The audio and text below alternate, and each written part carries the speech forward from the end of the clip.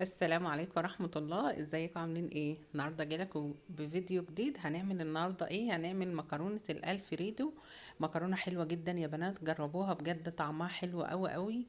والطاجن ده بيتباع بره بمبلغ وقدره، بمبلغ كبير جدا. واحنا على ايه نعملها في البيت، وهنعمل حاجة حلوة وحاجة نظيفة لأولادنا، وحاجة عارفينها ومضمونة ما شاء الله عليها. الطاجن ده بيتباع بره غالي جدا، ومش بيكون بالجمال والحلاوة اللي انتوا شايفينها دي. طالعة معايا حلوة جدا جدا، ان شاء الله تطلع معاكي احلى واحلى، وربنا يحسن ما بين ايدينا جميعا. بس بتمنى منكم قبل ما نشوف الفيديو ما تنساش تدعوا لهم وابويا بالرحمة بإذن الله، ربنا يرحمهم ويغفر لهم ان شاء رب العالمين.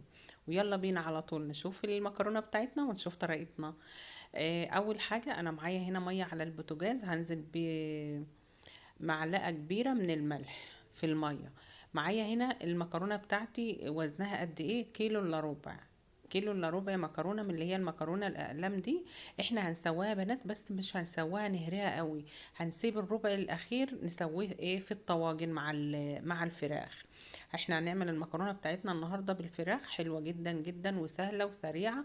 وبص مش هتاخد معاكي اي وقت، وممكن تعمليها لو بربع كيلو من الفراخ هتبقى معاكي حلوة جدا. اول حاجه نزلت بحوالي معلقتين من الزيت، وكان معايا ربع كيلو من المشروم مقطعاه بالشكل ده، شوحته تشويحه كده خفيفه. وبعدين نزلت عليه بمعلقه كبيره من التوم المهروس، وقلبتهم كلهم مع بعض بالشكل ده. وجيت هنا انا كان معايا كميه من الفراخ دي نص كيلو يا بنات، مقطعاها مكعبات زي ما انتوا شايفينها كده. غسلاها كويس جدا بالدقيق والملح والليمون. ما تحطيش خل لان الخل بيزود الزفارة.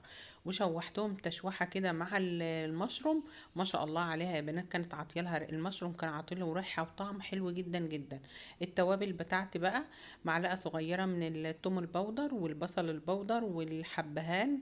الحبهان هتحطي ربع معلقه، والملح بتاعنا وورق لورا. كل التوابل بتاعتنا، مفيش حاجات ايه جديدة ولا غريبة. بصل بودر، توم بودر، فلفل اسود، حبهان مطحون، ملح. بس جينا هنا بقى ركنا الفراخ على جنب وشوحناها تشويحة كويسة جدا وركناها على جنب.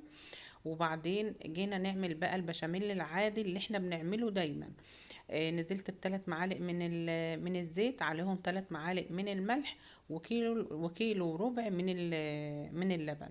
شوحت الدقيق شوية كده، وبعدين نزلت عليهم بالدقيق، وبعدين نزلت بالملح والفلفل الاسود. حاولي ما تحطيش فلفل ابيض لان بيغير طعم البشاميل، انا جربتها يا بنات عن تجربة لقيته غير طعم البشاميل خالص. خطوة مهمة جدا: لما تيجي تنزلي بالفراخ لازم النار تكون عالية عشان ما تنزلش معاكي مية كتير. وفي خطوة بس، حاجة ناقصة بس في الحاجات دي: الريحان. لو عندك ريحان سواء ناشف او اخضر ضيفيه، بتديلها طعم حلو جدا جدا. وجربيها والله وعن تجربة يا بنات، ان شاء الله ربنا يحسن ما بين ايدينا، هيعجبك الطريقة قوي. هي حاجة واحدة بس اللي ناقصة في الطاجن بتاعنا النهاردة، احسن من اللي بتتباع بره مليون مرة.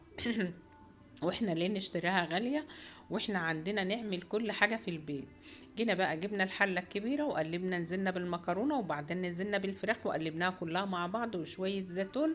دي ما بتتعملش طبقات يا بنات، دي بتنزلي بكل المقادير فوق بعض. وجينا هنا بالطواجن بتاعتنا القمر دي زي ما بتتباع بره. حضرتهم معايا في الصينيه زي ما انتوا شايفينها كده، ونزلت بكميه من الفراخ في قلب الطواجن، وشويه من البشاميل كده على الوش بتدولها طعم، وتبقى طعمها حلو جدا جدا بصراحه. جربوها باذن الله، وبس شوفوا الفيديو للاخر ان شاء الله. وشويه من الجبنه الموتزاريلا، ولو عندك جبنه رومي يا ريت تبقى حلوه جدا كمان. هندخلها الفرن وهتشوفوها معايا بعد ما تطلع من الفرن، حاجة كده ولا أروع، أحسن من المحلات وهتنافس المحلات. والله أحسن وأنضف من المحلات مليون مرة. ايه رأيكم بقى يا بنات في الجمال والحلاوة والطعامة والطعم؟ كان روعة الروعة بجد والله. سهلة وما خدتش على فكرة وقت، وعملت معايا كمية كبيرة كمان، يعني النص كيلو فراخ عمل كمية معايا حلوة قوي. وممكن تعملها على فكرة باللحمة يا بنات، يعني انا عاملاها بالفراخ، ممكن تعملها باللحمة هتطلع معاك حلوة جدا جدا. طاجن اللحمة بيبقى اغلى من طاجن الفراخ كمان بره، واحنا ليه؟ هنعملها حاجة حلوة وحاجة نظيفة وحاجة سهلة.